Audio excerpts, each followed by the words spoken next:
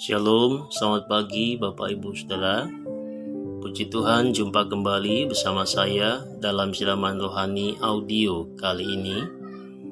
Saya berdoa dan berharap kiranya Bapak Ibu Saudara dalam keadaan yang baik dan sehat selalu, serta terus berpengharapan di dalam kasih dan kebaikan Tuhan kita Yesus Kristus.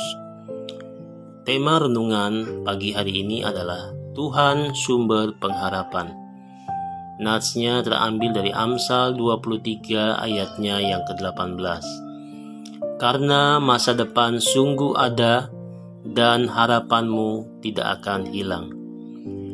Harapan adalah sebuah angan atau impian yang ingin sekali terwujud nyata dalam kehidupan setiap orang, siapapun dia dan apapun keinginannya. Harapan tidaklah mudah terwujud nyata, meskipun kita sudah tinggal dan menetap di harapan baru, harapan indah, harapan jaya, harapan mulia, dan ujung harapan kota Bekasi sekalipun.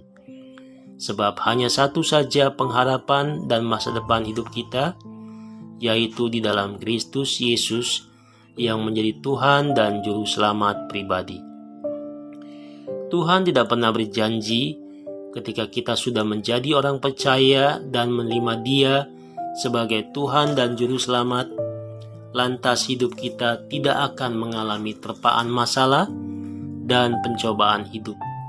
Sebab sesungguhnya ujian dan pencobaan itu akan tetap datang silih berganti, hingga kadang membuat kita nyaris tidak berdaya dan hilang asa.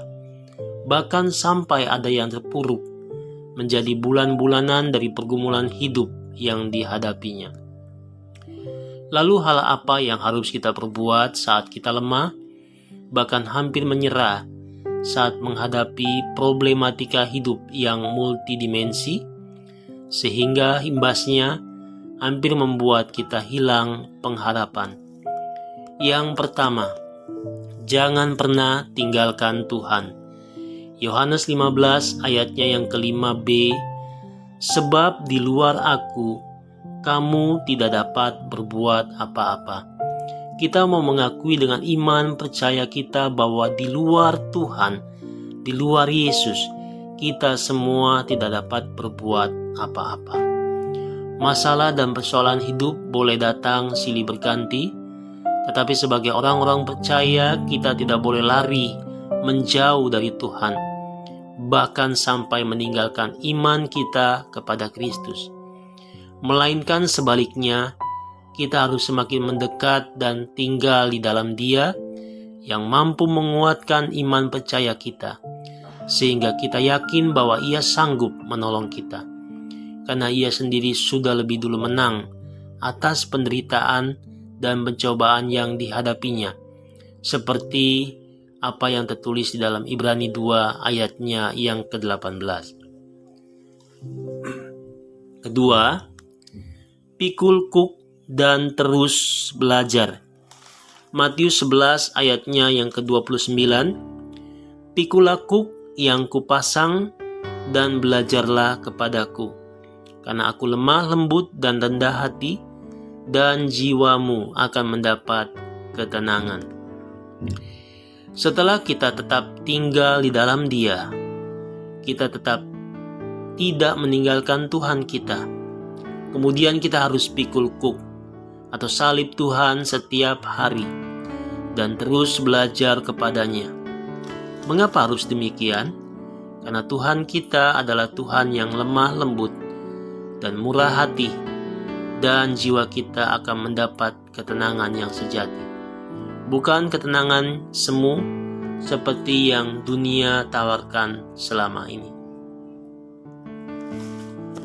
3. Teruslah mengandalkan Tuhan. Yeremia 17 ayatnya yang ke-7. Diberkatilah orang yang mengandalkan Tuhan, yang menaruh harapannya pada Tuhan. Orang yang hidupnya selalu mengandalkan Tuhan setiap saat adalah orang-orang benar dan beruntung. Mengapa demikian? karena ia tahu kepada pribadi mana atau kepada siapa ia mau mempercayakan dan menaruh seluruh pengharapan hidupnya. Ketika kita percaya dan mau menghidupi atau melakukan firman tersebut sebagai bagian kita, maka bagian Tuhan sendiri atas hidup kita adalah memberkati hidup kita. Amin.